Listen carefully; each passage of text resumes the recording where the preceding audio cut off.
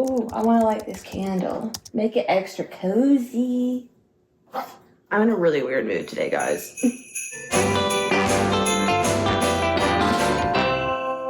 Hi guys, welcome back to Vlogmas. Today's video, we are just going to be sitting and chatting all about 2025, overall thoughts, and then we're going to get into 2026, hopefuls, goals, all that jazz. I do have my laptop with me because I tend to get off topic, so I needed to make like some sort of list or outline or something so I can stay on track. Okay, so here's the overall format for today's video. First, we're gonna reflect on 2025, how we felt, what went on, all that stuff. Next, 2026 personal goals, the 2026 YouTube goals, the 2026 reading goals, lots of goals. And then we're gonna keep going with the books and talk about anticipated book releases, and then 26 hopefuls for 2026.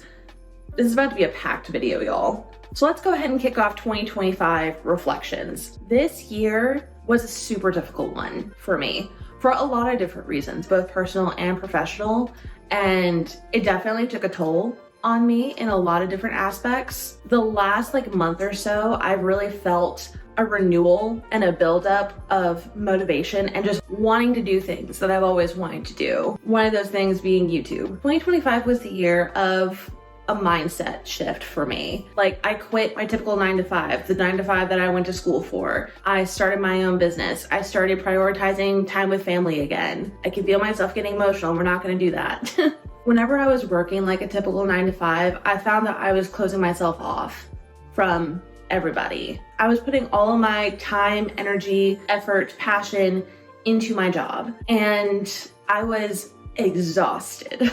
Emotionally and physically, and I just could not even fathom talking to other people, nurturing relationships. I just came home and I was just like a zombie. So at the beginning of 2025, I decided that I just had enough. Enough was enough.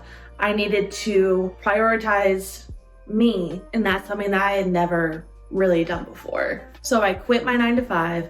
I started my own business, and I have never been happier. It took a while this year to get to that point. The beginning of the year through September, October were really, really hard. But I've gotten to the point now, things have formed enough with my business, and I've been able to adjust enough to be in a place where I'm like, I made a really good decision. I was not expecting to get emotional in this video, but I guess I can't really help it. But that's my 2025 in a nutshell. Lots of changes, lots of hard work. After the year that I've had and how I'm feeling right now, I'm really, really excited for 2026, what I'm going to do, what I'm planning to do, and it's gonna be a great year. I can just feel it. I can feel it in my bones. Okay, next we're gonna talk about 2026 personal goals. I'm gonna keep it super general here. I want to create more routines and stick to them. I'm not much of a routine girly. If I see that my house is getting super disorganized, super messy, I'll clean it. But it's not like a routine thing. It's more of a necessity thing. And that causes a level of stress that I just don't want to deal with anymore. So I need to figure out a routine that I can stick to that just keeps me motivated, keeps me moving, keeps me productive. Next one, I just want to cook at home more. I order on DoorDash so dang much. It's not good for my body. It's not good for my wallet. And I need to stop that. I need to cut it cold turkey and prioritize cooking at home. And maybe once every other week, once a month, whatever, I'll go out to eat somewhere, but I need to stop ordering food in unless I'm ill. The next one is for me to just say yes more often. I kind of mentioned this earlier, how when I was working a 9-to-5 job, I would close myself off from people. I would just come home and just shut down. I would play Animal Crossing or just mindlessly doom scroll or watch YouTube or anything like that. I need to say yes when people invite me to things. My sister, she'll invite me to go to different markets or go see a movie, hang out with friends, anything like that, and I just say no. But that needs to change. Next one is get out of my comfort zone. So when I wrote this one down, the only thing I was thinking of was get out and go meet people. I am such an anxious girly, specifically socially anxious. I have a really, really hard time meeting and talking to new people unless I'm being like introduced to somebody. I want to try and get out of that. Next is 2026 YouTube goals. Leading up to Vlogmas and doing Vlogmas has really lit a fire underneath me and just made me realize even more how much I love filming, editing, just like making videos in general. So the first goal is just be more consistent. I need to set a schedule, try and stick to it, but also realize that if I miss an upload, it's okay, and I don't have to just give up entirely. I've talked about this a little bit before in like my Sunday reset video, I think, where I talked about I'm someone that likes to set deadlines and set standards for myself, and my perfectionist brain, if I don't meet those deadlines or if I don't meet those expectations or standards that I set for myself, no one else is doing it but me, I see myself as a failure. And I'm like, I'm just not gonna do it. I can't do it right, so I'm not gonna do it at all. That is not a good mindset to have. And so I'm going into 2026 with the goal of being more consistent and realizing that life happens. And if I miss something or if a video isn't perfect in my eyes, that it's okay. And I'm just gonna keep on going because I love doing this. My next YouTube goal is to get to 500 subscribers. Right now, I'm like right over 200, a little more than doubling what I currently have. That might be a little bit of a tall order, but I think it's possible. And the last one is just keep having fun. Don't take myself too seriously. Don't put so much pressure on myself. Just keep having fun with it. That's all I want. Now we're on to 2026 reading goals. First one, don't force anything. We don't need another 6-month-long book slump. Like I found myself a lot of the time just trying to force myself to read books even if I wasn't enjoying them fully, and then also adding pressure to myself of trying to make my 2025 reading goal. Didn't make it, not even halfway. Like I just need to make myself more comfortable with DNFing books that I know that I'm not enjoying, and I've gotten a little bit better at that in the last like quarter of the year, but in the past I've had a really, really hard time, and I just try and power through a book even if I'm absolutely hating it. I'm like, I'm going to finish this book. Because I wanted to count it towards my reading goal, but I've adjusted my metric for counting books for my reading goal. If I get past a certain amount of pages or a certain amount of time spent reading the book, if I've tried my hardest to give it a chance and try to enjoy it, I'm counting it. Some people might not agree with that, but that's what I'm doing. The next one is read books based on the synopsis and not just popularity. I want to try and get out of the routine of only reading books that are highly recommended or highly hyped up online. Like I want to go around to different discount bookstores, read the synopsis on the back, and if it sounds interesting, then I'm just going to read it, because that's what reading's all about. I want to dive deeper into figuring out my own personal reading preferences. I've figured out some of it this past year. As someone who's really easily swayed by people's opinions, especially on books, if people are raving about a book and I read it and I don't like it, I feel like something's wrong with me, or if I'm misinterpreting something. It's like a comparison situation. So what I'm hoping to do is just kind of give myself a clean slate, not on every single book that I read. I mean, obviously I'm going to read like the popular books. I can't not. But I do want to find new authors. I want to go into bookstores and just read synopsis of books and find out what sounds interesting to me and just try them out. Not only is it going to be fun to find all of these new authors and new books, but I think overall it's going to make me a better reader. And then the last reading goal is tackle my physical TBR. That one speaks for itself. So now we're getting into anticipated book releases. I just went through Goodreads' most popular 2026 releases and just picked from that list. So the first one is The Night We Met by Abby Jimenez. This is the second book to Say You'll Remember Me.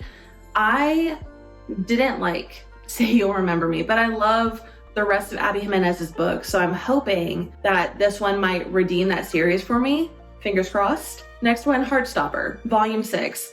I love the Heartstopper series. I'm really, really excited for Volume 6. I think this is the last one too. So I'm very intrigued to see how all of this wraps up. I'll probably be an emotional wreck when I read that one. The next one is The Book Witch by Meg Schaefer. I've heard really, really great things about Meg Schaefer's books. And when I read the synopsis for The Book Witch, it just sounded very interesting to me. It's a fantasy novel about Rainy March, a book witch who enters books to fix alterations. But she must team up with a fictional detective from her favorite series to find her missing grandfather and a stolen book, leading them on adventures through classic novels like Alice in Wonderland and The Great Gatsby. I think that sounds really cool. So I'm really excited about that. that one. Next one is The Shippers by Catherine Center. I've read The Bodyguard by Catherine Center and I really enjoyed it. It's been a while. I haven't read a Catherine Center book since then, but I want to read more of her books. And so that's why this one is on my anticipated releases. Next one is A Vow and Vengeance by Jacqueline Rodriguez. So this is the first book in a new romance series called Immortal Desires. This is another one where I read the synopsis and was immediately intrigued. It's a fantasy romance debut about Rune Riker, a young woman seeking revenge against the immortals who stole her family, forcing her to attend a druid college where she must train with arrogant Prince Draven,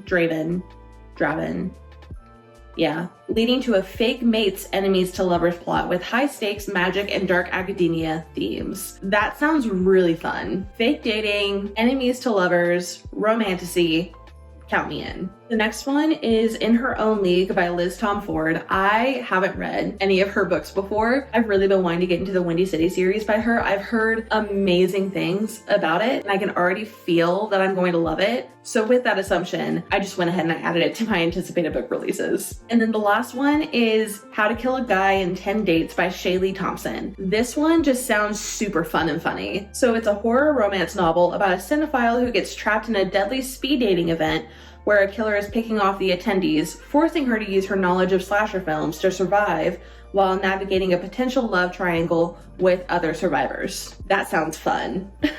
Now we're on to the 26 hopefuls for 2026. Number 1 is the Windy City series. Starting it, reading the whole series, I don't care. I just need to dive into this one. I've heard such good things about this series and I've wanted to read it for so long. So obviously it's going to make my top 26 hopefuls. Number 2 is the Powerless series, reading Fearful and Fearless. I'm honestly in shock that I haven't read either of those yet, especially with how much I love Powerless. I definitely need to reread Powerless, Powerful, and Reckless before diving into those because I've forgotten a little bit of the plot, so I need to do a reread as well. Number 3 is Magnolia Parks and Daisy Hates. I've only read the first book. So I need to get it together with that series. I need to keep going. Number 4 is the Boys of Tommen series. I've read Binding 13, started reading Keeping 13, and just stopped. I need to reread Binding 13 and then continue the series. Again, another one that I've heard amazing things about, another one that I feel like I know for sure that I'm going to love, especially since I loved Binding 13 so much. I think that was a 5-star read for me. I need to keep going with that series. Number 5, Twilight. I want to read the Twilight series. I've never read it. I've watched the movies, obviously, but I've never read any of the books. And that's been something that I've wanted to do for years now, and I just haven't gotten around to it, but I'm going to prioritize that in 2026. Number 6, similar but different, Divergent. I have neither read the books nor have I watched the movies. Don't know what happens at all. I haven't seen any spoilers. I don't know anything about the plot. All I know about it is in the movies, people make fun of Shailene Woodley's scream that she does, but that's about as far as my knowledge goes with that series. So I do want to read Divergent. Number 7, Crescent City. Fingers crossed that ACOTAR number 6 comes out this year, and I've heard that you need to read all of Crescent City before reading ACOTAR 6, so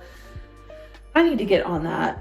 So for number 8, I really want to try and read manga, specifically One Piece, because I do have the first 3 volumes of One Piece. I've heard amazing things about it and I really want to try out different book genres in this next year. Number 9, Addicted Calloway Sisters. I haven't read any of those books, and this was on my 25 hopefuls for 2025 list as well. Again, another series that I've heard amazing things about. It is like a standard reading experience for people at this point. Just haven't done it yet, so I need to do that. Number 10, reread ACOTAR. I mentioned this in another Vlogmas video, but I really want to sit down and take my time, annotate, and read ACOTAR. When I first read it, I just listened to the graphic audiobook. I haven't sat down and physically read the books for this series, and that's something that I want to do. I want to experience that, especially before ACOTAR 6 comes out. I mean, may as well throw in there that I reread Throne of Glass, since I'm reading Crescent City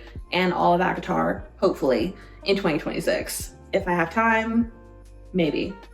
Number 11, read any Stephen King book. Literally any Stephen King book. I have 2. I have 11/22/63 and Billy Summers. I need to read a Stephen King book.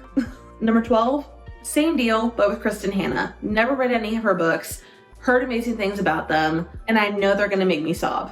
so I need to read them. Number 13, another author, Brandon Sanderson. Obviously, he's one of the most popular fantasy authors right now. I have the first 3 books of the Mistborn series. I've heard amazing things about literally every single book that he writes. So definitely want to read at least one of his books in 2026. Number 14, the last of the author generalizations, Hannah Bottom Young. I've heard really, really great things about her books, specifically Out on a Limb. She's an author that I just keep hearing about, and I want to know. I want to get it. I want to understand. Number 15, Project Hail Mary.